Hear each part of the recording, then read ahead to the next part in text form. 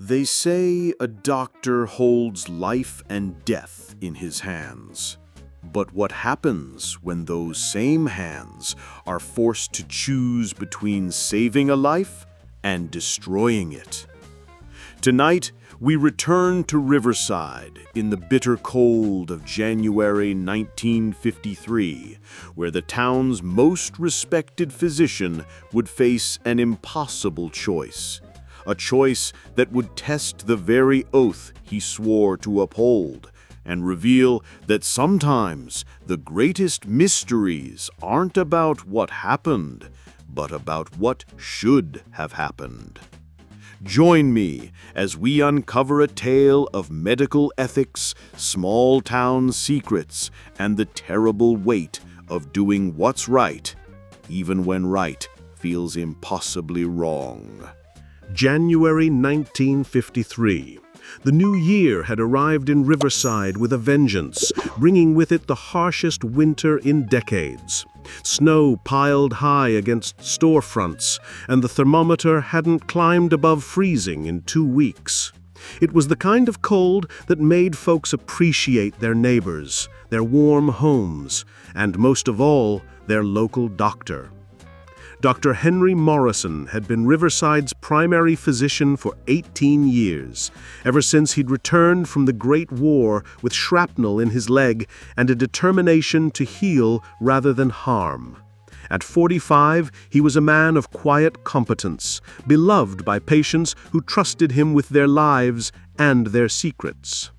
Morrison's practice occupied the ground floor of the old Henderson building on Maple Street.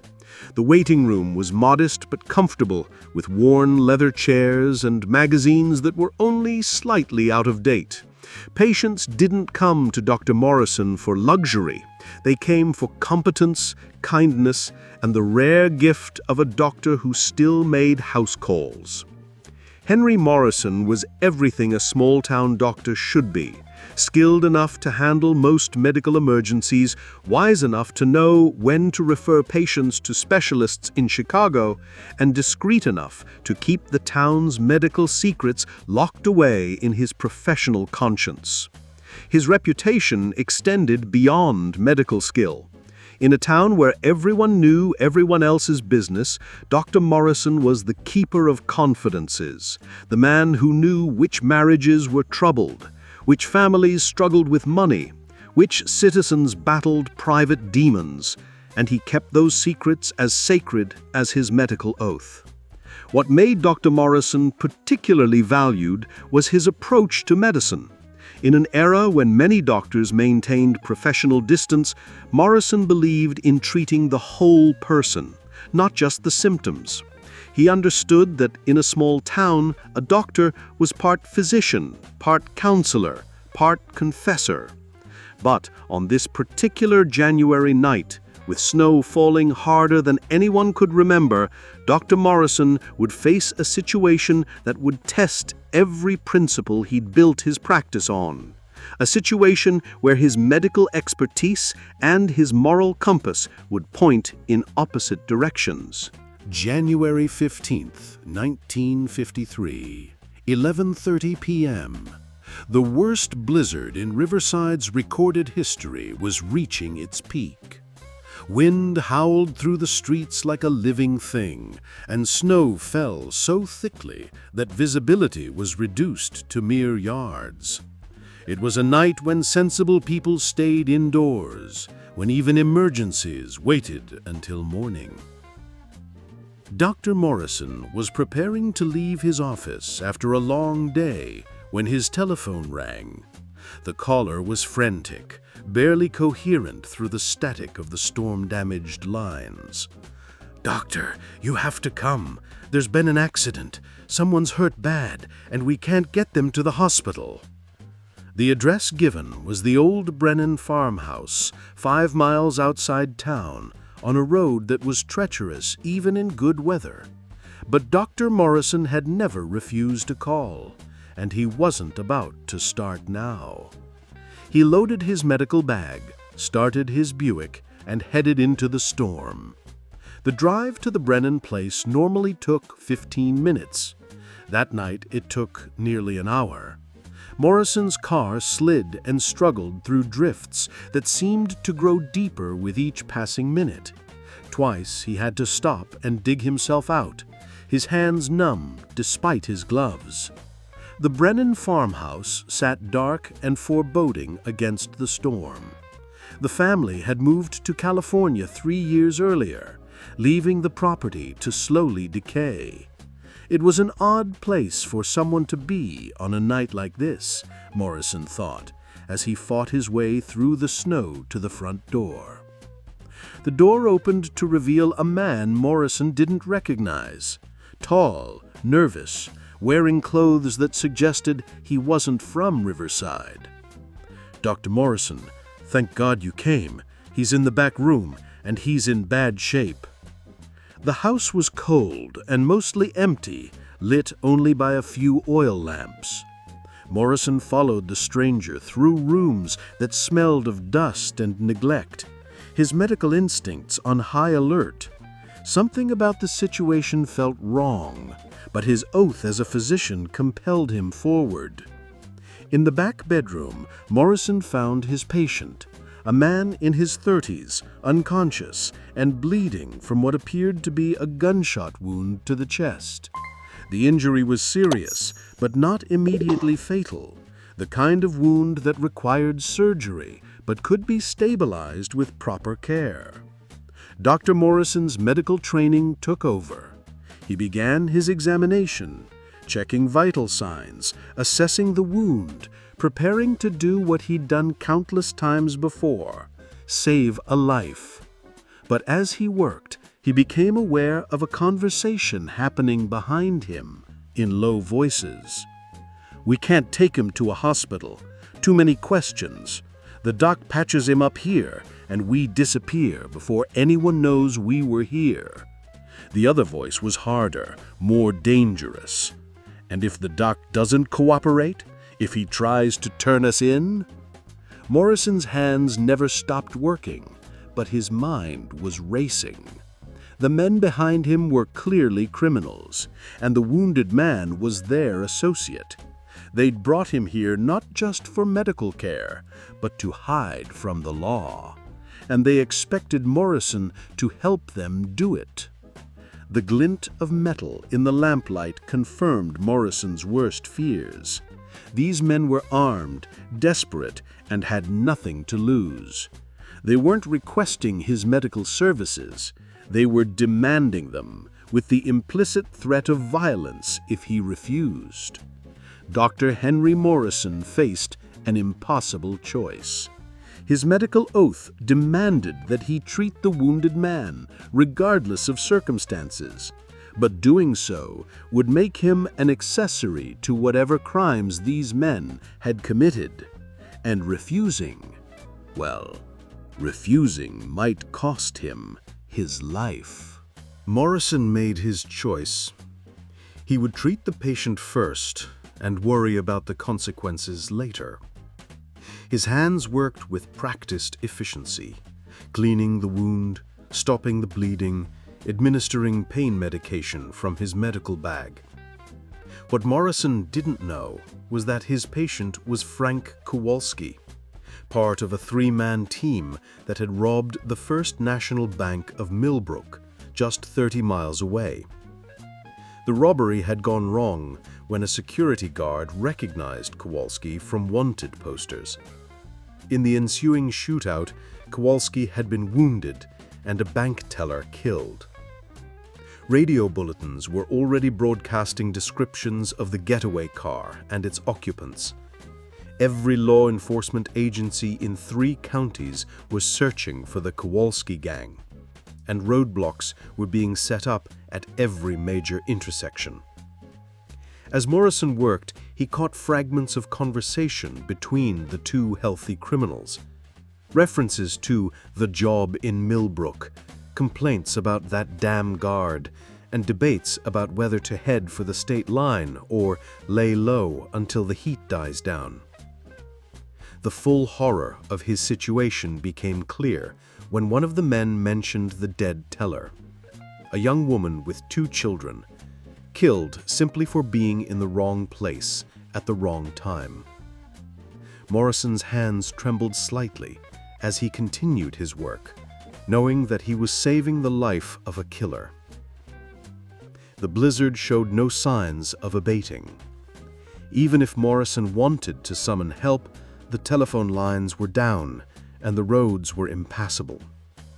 He was trapped in an abandoned farmhouse with 3 dangerous criminals, one of whom was depending on his medical skills to survive. After 2 hours of careful work, Morrison had done what he could. The bullet had been removed, the bleeding stopped, and the patient stabilized. Kowalski would live, though he would need several weeks of recovery and proper hospital care to fully heal. "Good work, Doc," said the apparent leader, a man who introduced himself only as Eddie. "Frank's gonna be okay, right? He can travel in a few days." Morrison's medical ethics compelled him to be honest.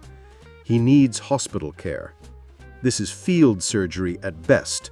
Without proper follow-up, infection could set in.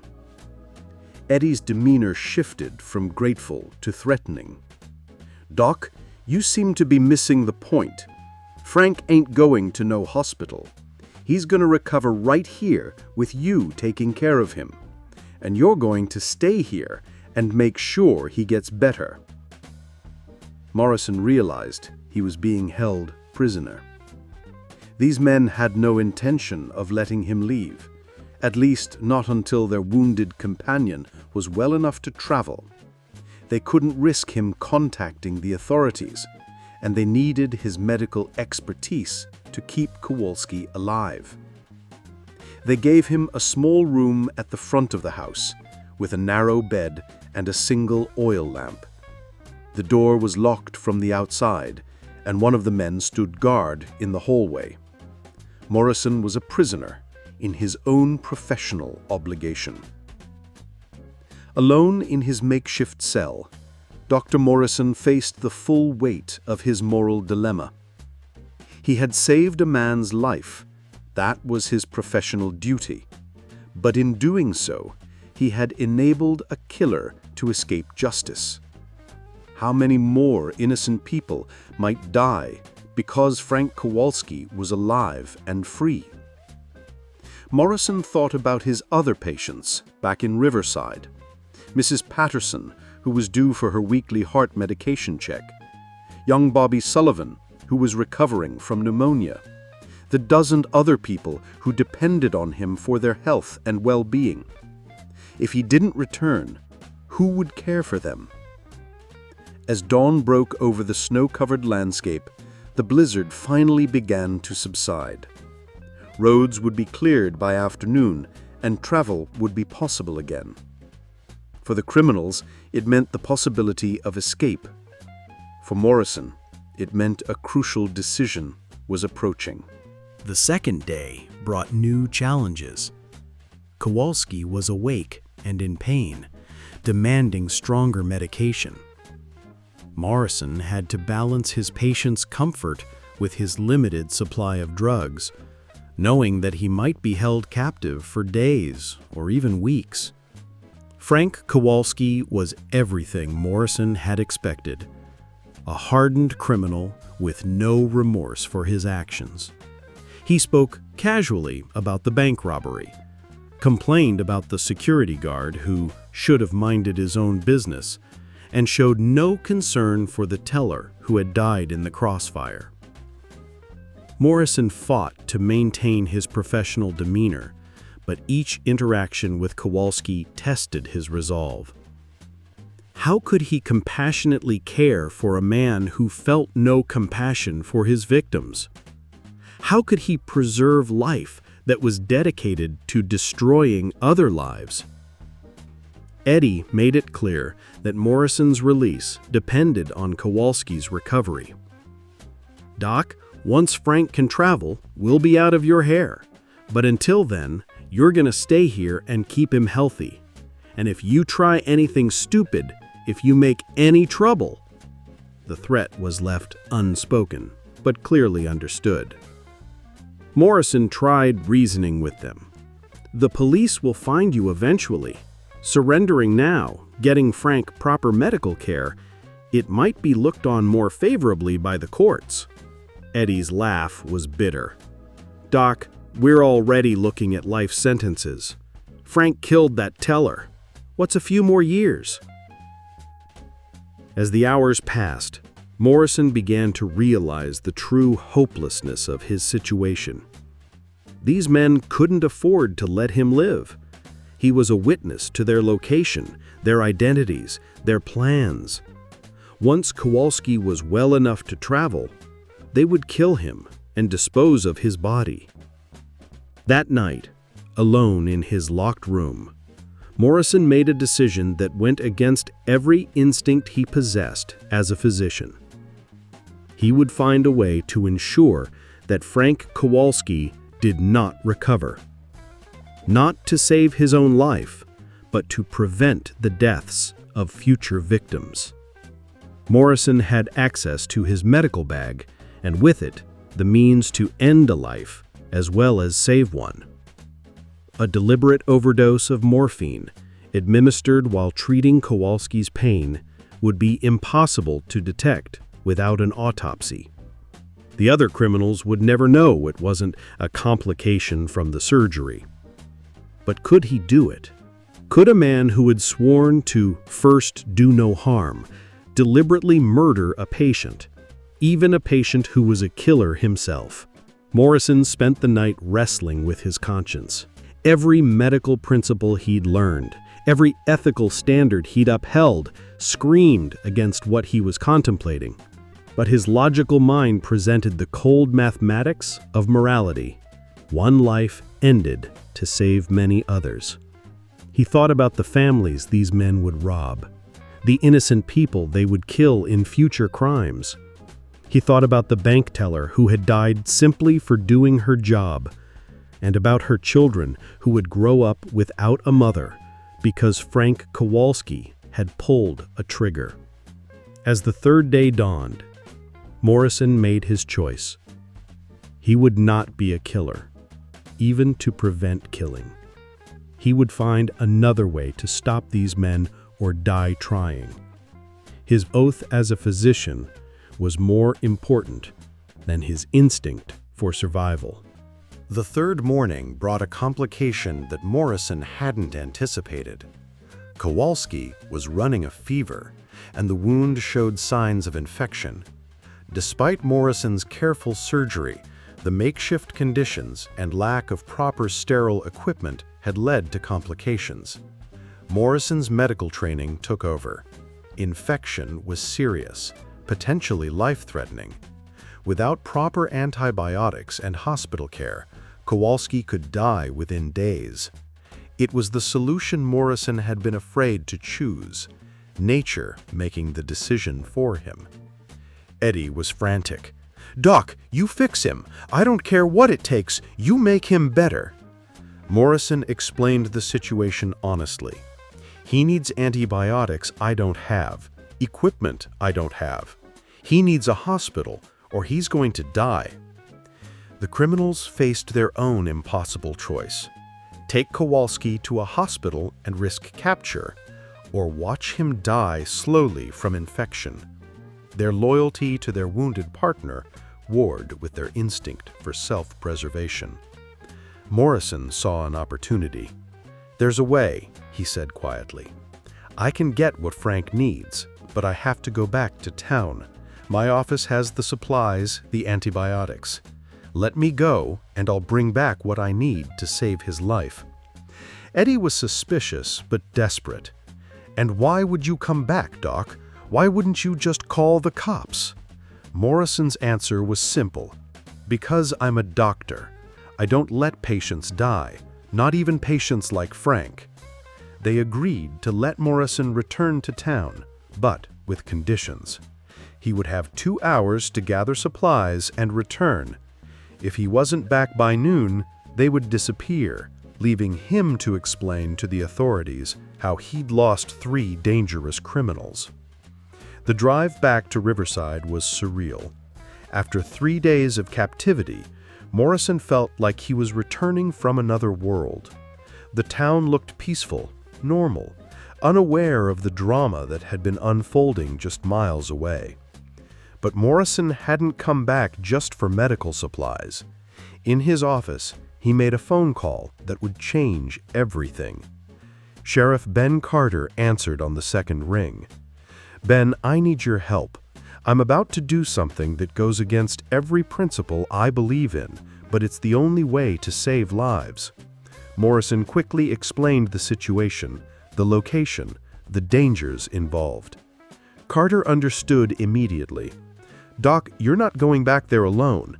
We'll set up a perimeter, wait for your signal. When you're clear, we'll move in." Morrison's response was firm. "No one gets hurt unless absolutely necessary. Even criminals deserve a chance to surrender." Morrison returned to the farmhouse with medical supplies and antibiotics that could save Kowalski's life. He also returned with a plan that would either save everyone involved or get him killed. He administered the antibiotics, treated the infection, and provided the medical care that Frank Kowalski needed to survive. And as he worked, he quietly opened a window in the back room, the signal Carter was waiting for. Sheriff Carter and his deputies moved with practiced precision, surrounding the farmhouse without alerting the criminals inside. The arrest was swift and professional. No shots fired, no one injured. Justice served without additional bloodshed. Frank Kowalski was taken to Riverside General Hospital, where he made a full recovery under police guard. He was later tried and convicted for the murder of the bank teller, sentenced to life in prison without the possibility of parole. Eddie and his partner received lengthy prison sentences for bank robbery and kidnapping. The money from the Millbrook robbery was recovered and returned to the bank, providing some measure of justice for the victims' families. Dr. Morrison returned to his practice, but the experience had changed him. He continued to treat all patients with the same professional care, but he never forgot the lesson he'd learned about the complexity of moral choices. Sheriff Carter and Dr. Morrison became closer friends after the incident. Both men had learned that sometimes doing the right thing requires making difficult choices, and that justice isn't always simple or clear-cut. The Medical Association later used Morrison's case as an example of ethical complexity in their training programs. How does a doctor balance the duty to preserve life with the duty to protect society? Morrison's answer was typically modest. You do your job, and you trust that justice will find its way. Dr. Morrison continued to make house calls, continued to keep his patients' secrets, continued to serve the community that trusted him. But he also continued to struggle with the knowledge that medicine isn't just about healing bodies. Sometimes it's about healing the moral fabric of society itself. Riverside learned something important that winter, that heroes aren't people who never face moral dilemmas, but people who face them with courage and wisdom. The town's trust in Dr. Morrison, if anything, grew stronger after the incident. And Dr. Morrison learned that the oath he'd taken as a young medical student, first, do no harm, was more complicated than he'd ever imagined. Sometimes doing no harm means making the hardest choices of all. Thank you for joining me in Riverside once again, where we've explored the gray areas between right and wrong, between duty and conscience. Sometimes the greatest mysteries aren't about solving crimes. They're about understanding the human heart when faced with impossible choices. Next time we'll return to our little town where secrets have a way of surfacing and where ordinary people discover that extraordinary courage often comes from the most unexpected places. Until then, remember, in a place like Riverside, doing the right thing isn't always easy, but it's always worth it. Good night.